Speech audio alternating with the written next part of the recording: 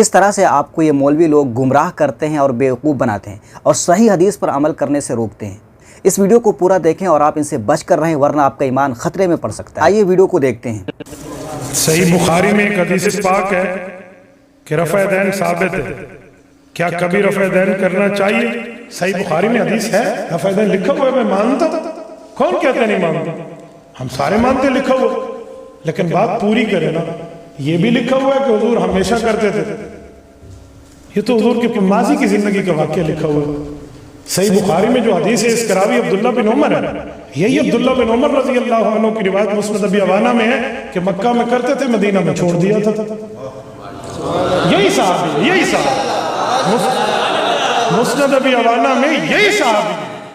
تو اس صحابی کی مکی زندگی کی فلما ہاجر الی المدینہ، یہ لفظ ہے۔ تو عبداللہ بن عمر وہی صحابی بخاری نے بتا رہا ہے، پرانی بات وہ آپ نے لے لی ہے، بعد کی بات وہ حدیث پاک میں بتا رہا ہے، وہ آپ نے چھوڑ دی ہے۔ تو کوئی بندہ یہ آدھا سچ بولتے، سچ انہوں نے بات کو واضح کیا، بالکل بھی نہیں کیا، صرف حدیث کی کتاب کا نام لیا، حدیث نمبر کیا ہے پتہ نہیں، باب کون سا ہے پتہ نہیں، کم سے کم حدیث کو ہی پورا پڑھ دیتے۔ کوئی انسان کیسے پتا کرے کہ یہ سچ بول رہا ہے یا جھوٹ بول رہا ہے؟ انہوں نے صرف پڑھا فلما ہاجر الی المدینہ۔ اس کا مطلب کیا ہوتا ہے؟ کیا معنی اس کا ہوتا ہے؟ جب نبی کریم صلی اللہ علیہ وسلم نے ہجرت، اس سے آپ کو کیا پتا چلا؟ رفع الیدین کرنا چاہیے یا نہیں کرنا چاہیے؟ کچھ بھی نہیں پتا چلا۔ یہ جو پیچھے لوگ بیٹھے ہوئے ہیں، نہ کچھ سمجھے اور نہ کچھ پتا چلا، بس واہ واہ کر رہے ہیں۔ روایت مسند ابی عوانہ میں ہے کہ مکہ میں کرتے تھے، مدینہ میں چھوڑ دیا تھا۔ یہی صحابی ہے، یہی صحابی۔ خیر آئیے پورا ویڈیو دیکھتے ہیں۔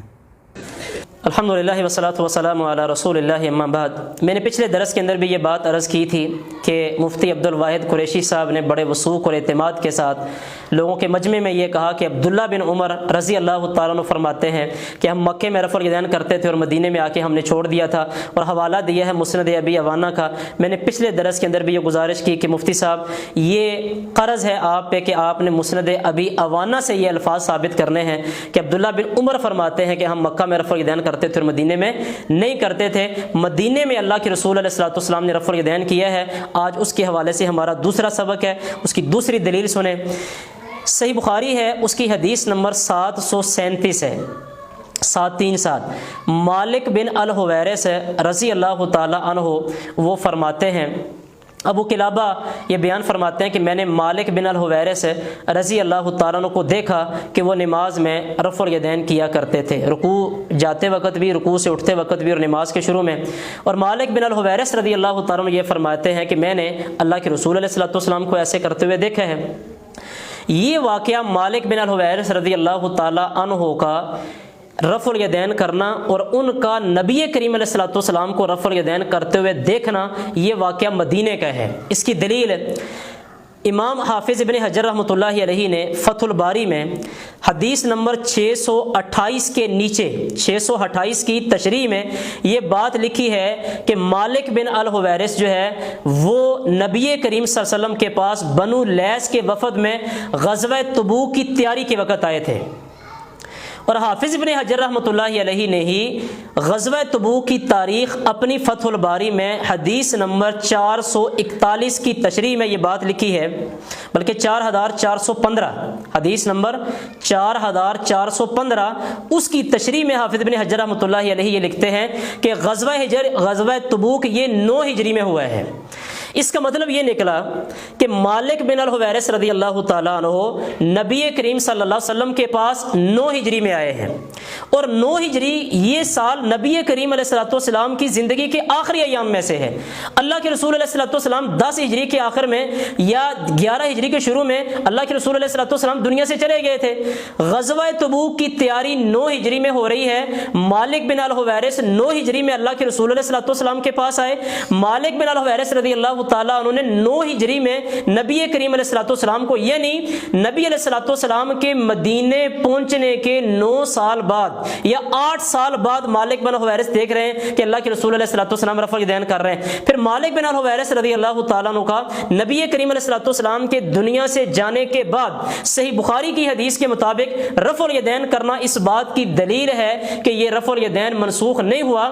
اگر یہ رفع الیدین منسوخ ہو گیا ہوتا تو صحابہ کرام نبی کریم علیہ الصلوۃ अलैहिस्सलाम के बाद रफ़ुल यदैन कैसे कर रहे हैं। लिहाजा मुफ्ती साहब से गुजारिश ये है कि ये मैंने दूसरी दलील दी है कि नबी करीम सल्लल्लाहु अलैहि वसल्लम वो मदीने में रफ़ुल यदैन किया करते थे और सहाबाए किराम ने मदीने में रफ़ुल यदैन करते हुए नबी करीम अलैहिस्सलाम को देखा है। आपसे गुजारिश ये है कि मुस्नद अबी अवाना की जो रवायत आप पेश कर रहे हैं, गुजारिश ये है कि वो अल्फाज बासनद अब्दुल्ला बिन उमर रज़ी अल्लाह तआला अन्हु से कि हम मक्का में रफ़ुल यदैन करते थे, मदीने में नहीं करते थे, वो अल्फाज मुस्नद अबी अवाना से साबित करें। अगर ये साबित आपसे नहीं होते तो अल्लाह के लिए गुजारिश ये है कि अलाल ऐलान अपनी बात से रुजू कर लें कि ये अल्फाज मुस्नद अबी अवाना में नहीं है। अगले दुरूस में इंशाअल्लाह ताला मैं मज़ीद इस बात के वो दलाइल दूंगा कि अल्लाह के रसूल अलैहिस्सलाम मदीने में रफ़ुल यदैन किया करते थे। अल्लाह ताला हमें समझने की और अमल करने की तौफीक अता फरमाए। व आखिरु दावाना अनिल हम्दुलिल्लाहि रब्बिल आलमीन। जब इस अंदाज में कोई बात करे तो यकीन किया जा सकता है। इन्होंने जो बातें बयान की हदीस की किताब और हदीस नंबर के हवाले के साथ बयान किया। अब कोई इंसान चेक करना चाहता है तो मोबाइल निकाले, हदीस की किताब को खोले और हदीस नंबर को डाले, तुरंत वो हदीस सामने आ जाएगी। खैर, इस पूरी वीडियो से पता चलता है कि नबी करीम सल्लल्लाहु अलैहि वसल्लम ने पूरी ज़िंदगी रफ़ुल यदैन की, इसीलिए हमें भी रफ़ुल यदैन करना चाहिए। इंशाअल्लाह फिर मिलेंगे अगले वीडियो में, तब तक के लिए आप मुझे सब्सक्राइब ज़रूर कर लें।